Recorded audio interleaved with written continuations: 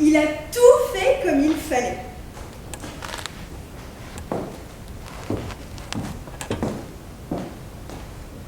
Honnêtement, je ne vois pas ce qu'il aurait pu faire de plus. La villa sur la colline des Mimosas. Une 10 pièces avec piscine, cuisine américaine donnant sur un patio, des chambres spacieuses, lumineuses, presque aériennes, meublées avec goût, des armoires vitrées.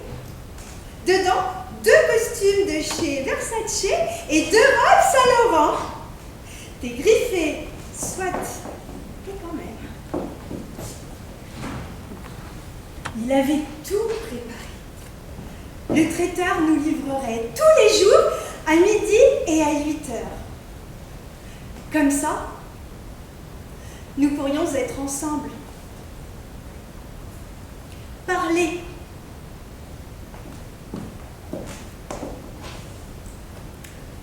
Communiquer. Mon cul, oui. Je les ai attendus avec lui devant la maison.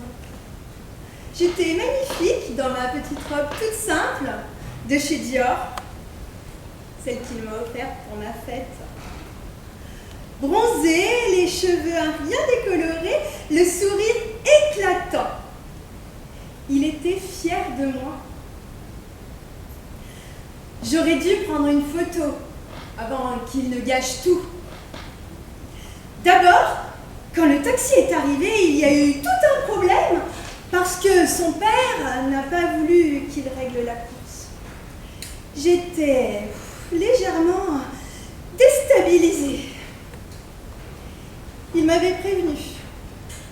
Il m'avait dit que nous ne venions pas du même milieu, que ses parents sont ses parents, qu'ils ne ressemblent pas aux miens et que j'allais peut-être avoir du mal à les accepter. J'ai toujours répondu par un sourire énigmatique.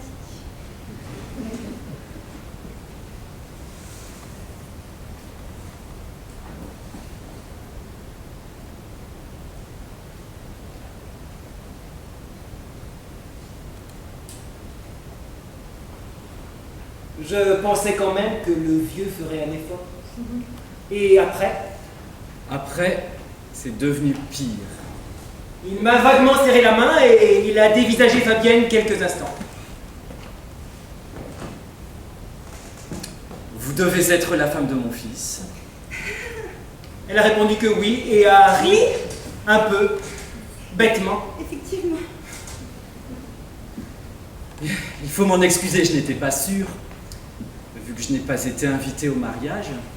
Et d'ajouter qu'il n'avait jamais reçu de photos non plus. Je me suis interposé, mais enfin papa, tu sais très bien que nous nous sommes mariés à Hawaï dans la plus stricte intimité.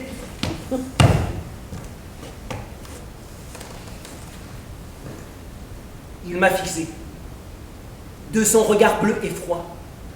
Le même regard qu'il avait quand j'étais môme et que je venais de faire quelque chose qui le décevait. Ce regard qui m'a toujours glacé.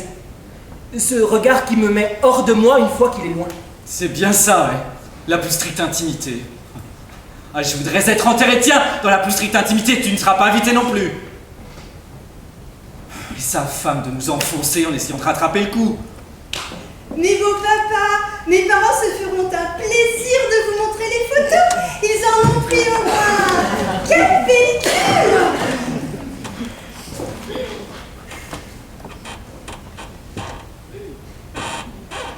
Silence de mort.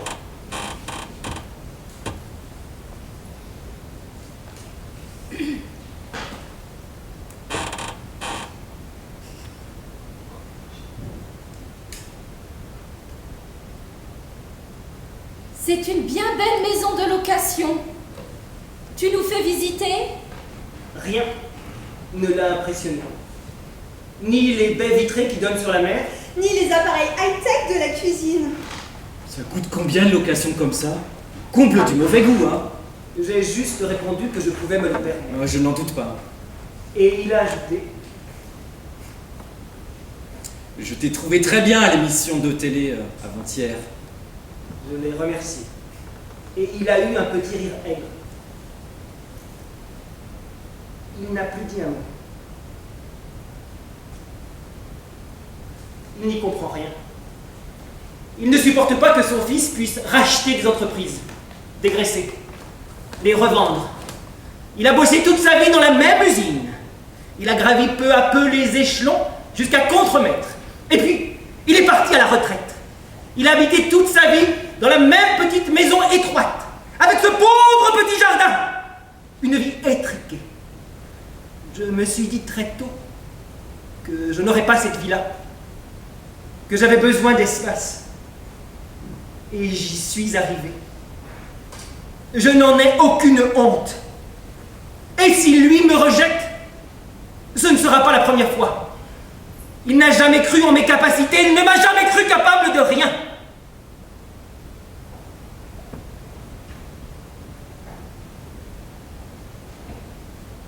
Et il reste ma mère, un modèle de dignité et de bon goût.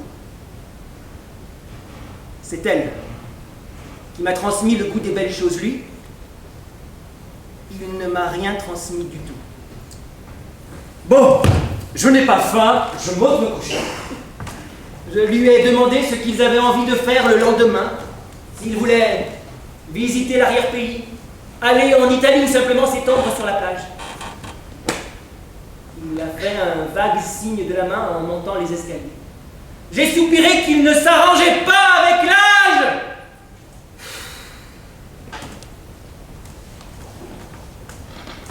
Ma mère est montée se coucher peu de temps après.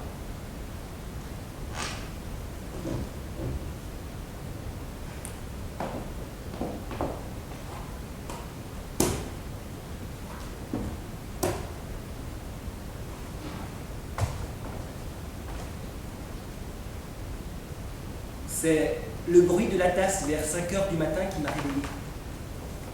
J'ai le sommeil très léger. Il y avait quelqu'un dans la cuisine. Je suis descendu à pas de loup.